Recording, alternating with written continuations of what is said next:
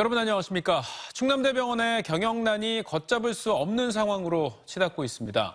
세종 분원 개원과 의정 갈등 장기화에 따른 수익 감소가 맞물리면서 최악의 경우 은행 대출금을 갚지 못하는 디폴트, 즉 채무 불이행 사태까지 우려되고 있습니다. 충남대병원은 이달 직원급여 등을 지급하고 나면 병원 마이너스 통장 잔고가 바닥날 것이라며 정부 차원의 지원을 요구하고 나섰습니다. 이수복 기자의 보도입니다. 충청권 최대 규모 병원이자 대전 세종권역 거점 의료기관인 충남대학교 병원. 의대 직원을 둘러싼 의정 갈등 속에 전공의 이탈이 5달째 이어지면서 의료 진료와 수술, 병동 운영에 차질이 생기며 재정이 급속도로 악화됐습니다. 경영난에 허덕이고 있는 이곳 충남대학교 병원은 달마다 100억 원씩 적자를 보고 있습니다. 월 평균 의료 수익이 감소하면서 지난 5월 400억 가까이 남아있던 마이너스 통장도 이달 직원급여를 지급하고 나면 모두 바닥나 추가 대출이 필요한 상황입니다. 비상경영 2단계에 돌입한 충남대병원은 병동 일부 통합과 직원 무급 휴직 등 자구적 노력을 하고 있지만 막대한 규모의 차입금을 스스로 감당하기엔 역부족입니다.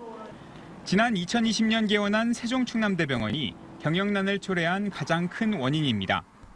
개원 시점이 코로나 유행 시기와 겹치면서 4년간 누적 손실이 2,073억 원에 달하는 등 충남대병원이 갚아야 할 차입금은 무려 4,224억 원에 이릅니다. 차입금 규모가 커져 은행들도 추가 대출에 난색을 표명하고 있는 것으로 알려진 가운데 충남대병원은 정부 차원의 지원이 없다면 존속이 어렵다고 호소합니다. 대전 충남대병원 그리고 세종 충남대병원의 위기는 지역 공공보건의료의 위기가 되기도 하고 더 나아가서 생명을 다루고 있는 필수 의료의 위기이자 더 나아가서 붕괴로 이어질 수 있기 때문에 추가 대출이 안 될 경우 8월부터는 직원급여 미지급은 물론 병원 약품과 물품 대금 지급에도 차질이 우려됩니다. 이런 가운데 지난 3월 지역 필수 의료 유지 명목으로 각각 4억 원과 2억 원을 지원한 대전시와 세종시도 충남대학교 병원의 채무불이행 등 디폴트 사태에 대비해 대책을 마련하겠다고 밝혔습니다. TJB 이수복입니다. 윤석열 대통령이 집중호우로 대규모 피해가 발생한 논산시와 서천군을 대상으로 특별 재난지역을 우선 선포했습니다.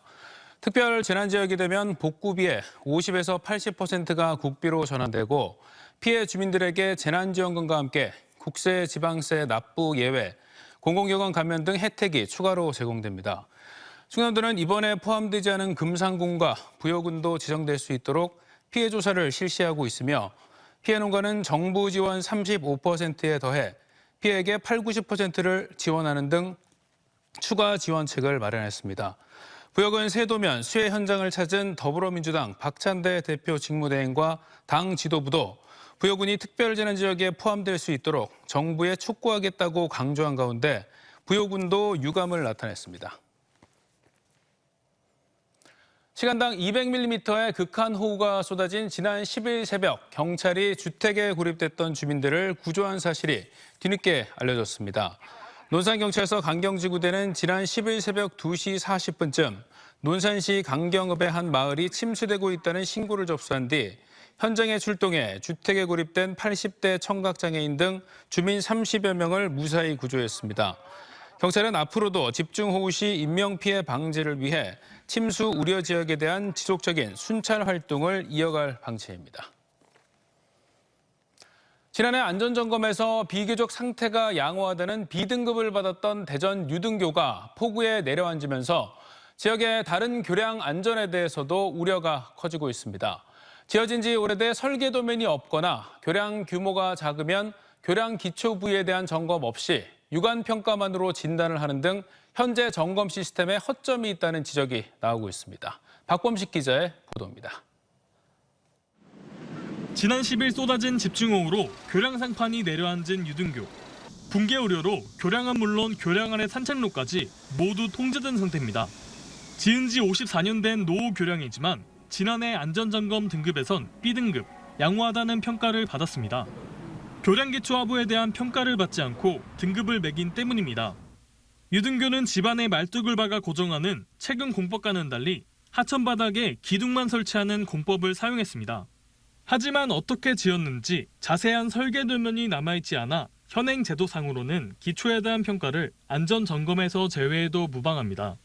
대전시는 유등교와 같은 공법으로 지어진 다리가 얼마나 있는지 알 수 없다는 입장입니다. 심화를 대비하기 위한 기초 자료조차 없는 겁니다. 길이가 500m 이하로 규모가 작은 교량은 이종시설물로 설계 자료가 있더라도 외관상 균열 등 이상이 없어 보이면 문제가 없다는 판정을 받는 경우가 대부분입니다. 해당 시설은 이종 시설물로서 정밀 안전 점검까지 추진을 하고 있었고요. 정밀 안전 점검 같은 경우는 기초부에 대한 상세한 점검까지는 포함이 안 되어 있었습니다. 대전시는 유등교보다 낮은 C등급을 받은 노후 교량을 중심으로 정밀 안전 점검을 벌여 시민 불안을 해소한다는 계획입니다. 하지만 대전시 내 195개 교량 가운데 안전진단 허점에 노출된 이종시설물이 45곳에 이르고 있어 이번 주 예정된 장맛비를 앞두고 시민들의 불안감이 커지고 있습니다. TJB 박범식입니다. 충남 곳곳에 최대 사흘째 폭염주의보가 내려진 가운데 온열 질환자가 속출하고 있습니다. 어제 저녁 7시 15분쯤 아산시 온천동에선 10대 여학생이 땀을 흘리며 구토 증세를 보이다 실신해 병원으로 이송되는 등 지금까지 충남에서만 37명의 온열 질환 의심 환자가 소방에 접수됐습니다. 소방당국은 고온다습한 날씨가 이어지면서 열 질환 환자가 급증하고 있다며 야외 활동 시 주의를 당부했습니다. 현직 천안시 의원이 여성 공무원을 성추행한 혐의로 피소됐습니다. 천안시 공무원 노조는 A 의원이 지난 1년여간 의회 사무국 소속 20대 여성 공무원의 외모를 지적하고 성적 수치심을 유발하는 발언을 하고 고의로 신체 접촉을 하는 등 지속적인 성추행으로 피해자가 정신과 치료를 받고 있다고 주장했습니다. 피해자는 최근 시의회 의장에게 피해 사실을 알리고 전보 조치를 요청했지만 거부됐고 A 의원과 대면 확인을 요구받는 등 2차 가해까지 다했다며 A 의원을 형사 고소한 것으로 알려졌습니다. 한편 취재진은 가해자로 지목된 A 의원의 입장을 듣기 위해 전화 통화를 시도했지만 연락이 닿지 않고 있습니다.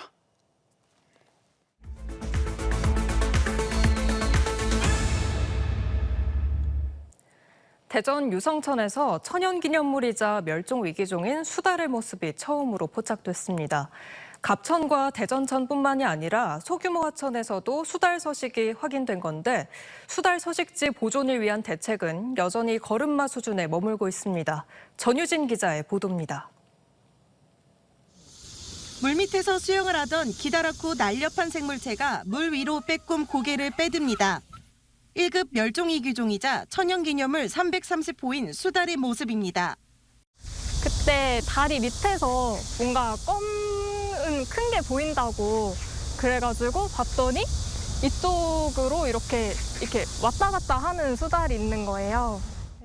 갑천과 대전천에 서식하는 수달의 모습이 포착된 적은 있지만 유성천에서 발견된 건 이번이 처음입니다. 하천 생태계의 회복의 지표로 알려진 수달이 이곳 유성천에서도 발견됨에 따라 대전 3대 하천 환경 모두에 청색 신호가 켜졌습니다. 수달의 서식 범위가 소규모 하천까지 확대된 것으로 보이지만 도심 속 수달의 서식지 보존 노력은 여전히 미흡하기만 합니다. 대전에서 수달이 얼마나 사는지 공식 통계조차 없는 가운데 이번에 수달이 발견된 유성천 역시 자전거 도로가 인접해 있어 로드킬 등이 우려됩니다. 수달이 얼만큼 사는지 어디에 서식하는지조차 파악하고 있지 못합니다. 그러다 보니까 사실은 수달 보호 정책이라든지 수달 서식처면 어디를 보호해야 되는지를 갈피를 못 잡고 있는 거예요. 대전시는 그동안 개체수 전수조사를 시행하거나 수달 보호를 위한 정책을 마련한 적은 없다면서도 최근 용역에 착수한 도시생태 현황지도 사업에 수달 서식지를 포함하는 방안을 고려하겠다고 밝혔습니다. 수달이 하천의 건강도를 판단할 수 있는 지표종으로 불리는 만큼 수달의 마스코트화가 필요하다는 지적도 나옵니다. 실제로 대구시와 경남 진주시는 수달을 지자체 마스코트로 제작해 지역 홍보에 적극 활용하고 있습니다. 대전 도심을 가로지르는 하천 곳곳에서 수달 서식이 확인되고 있는 만큼 인간과 수달의 공존을 위한 다각적인 고민이 필요해 보입니다. TJB 전유진입니다. 최근 국제유가 상승과 유류세 인하율 축소로 지역 기름값이 4주 연속 오름세를 기록했습니다. 석유공사 유가정보 시스템 오피넷에 따르면 7월 둘째 주 지역 주유소 휘발유 평균 판매 가격은 대전이 리터당 1,718원, 세종 1,704원, 충남 1,702원으로 전주보다 20-30원가량 더 상승해 2달 만에 1,700원 선을 돌파했습니다. 경유 평균 가격도 대전이 리터당 1,553원, 세종 1,538원, 충남 1,536원으로 4주째 가격이 올랐습니다. 국민의힘 차기 지도부를 선출하는 전당대회 레이스가 후반전에 접어들면서 분위기가 더욱 과열되고 있습니다. 충청권 합동연설회에서도 각 후보들이 서로에 대한 날을 세우며 충청권 표심 잡기를 위한 공약을 제시했습니다. 조혜원 기자가 보도합니다. 치열한 비방전으로 분당대회라는 지적이 나오는 것을 의식한 듯 국민의힘 당대표 후보들은 지역과 인연을 내세우며 현안 해결을 약속했습니다. 자신을 충청의 딸이라고 소개한 나경원 후보는 지역별 특색을 살린 경제 살리기를 내세웠고 첨단 R&D 클러스터 산업 대전, 그리고 모빌리티와 K방산 디스플레이의 충남, 글로벌 퀀텀 시티로 성장하는 세종, 이제 충청의 경제가 나경원과 함께 뜁니다. 오송 참사 유가족들에 대한 위로로 연설을 시작한 한동훈 후보는 R&D 예산 삭감 문제에 대해 사과했습니다. 우리 충청이 총선 과정에서 우리 국민의힘에 분노하셨습니다. R&D에 관한 예산 삭감 문제 거칠었습니다. 정교하지 못했습니다. 저희가 그 부분 여러분의 마음을 챙기겠습니다. 청양의 아들을 강조한 윤상현 후보는 구체적인 지역 현안을 언급하며 추진 의지를 밝혔고 청주호 국제공항에 민간 활주로를 건설하겠습니다. 대전의 산업단지를 조성하겠습니다. 그리고 세종시의 국제정원도시를 박람회를 조성하고 하계 유니버시아데이를 유치하겠습니다. 원희룡 후보는 특검과 사천 논란 등 연설회 내내 한 후보를 집중 겨냥했습니다.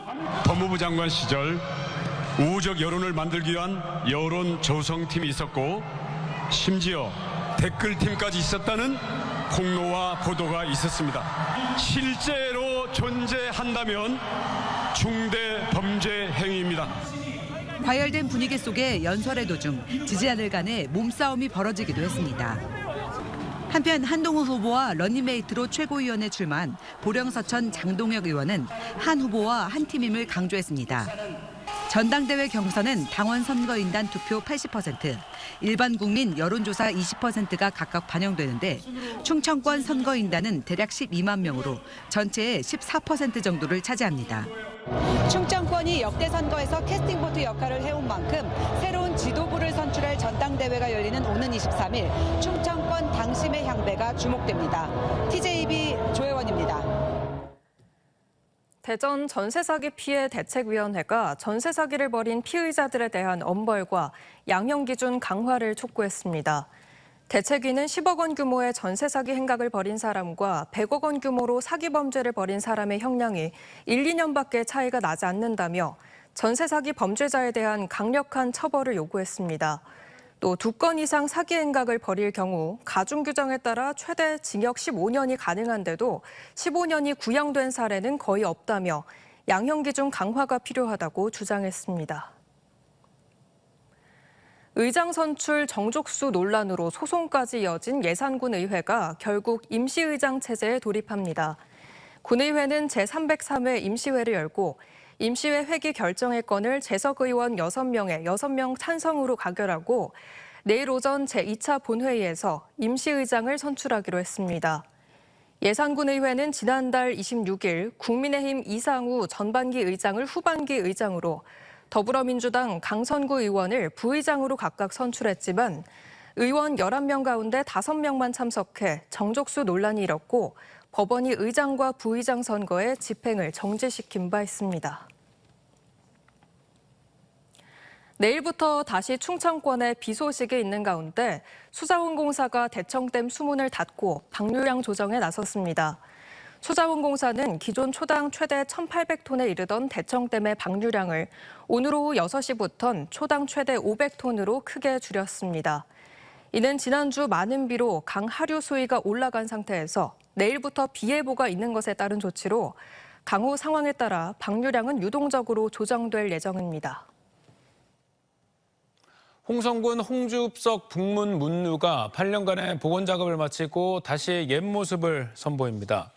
홍성군은 오는 22일 홍주읍성에서 북문 문루 복원 준공식과 함께 홍주 천년문화체험관 개관식을 연다고 밝혔습니다. 홍주읍성 문루 복원 사업은 지난 2016년 북문지 발굴 조사를 시작으로 8년 만에 완공됐으며 홍주 천년문화체험관은 홍성의 전통 음식과 문화를 체험할 수 있는 곳입니다. 홍성군은 이와 함께 다양한 전통문화 체험이 가능하고 옛 저작거리의 특성을 반영한 테마공간, 전통 양반 생활체험거리를 오는 2027년까지 조성할 계획입니다.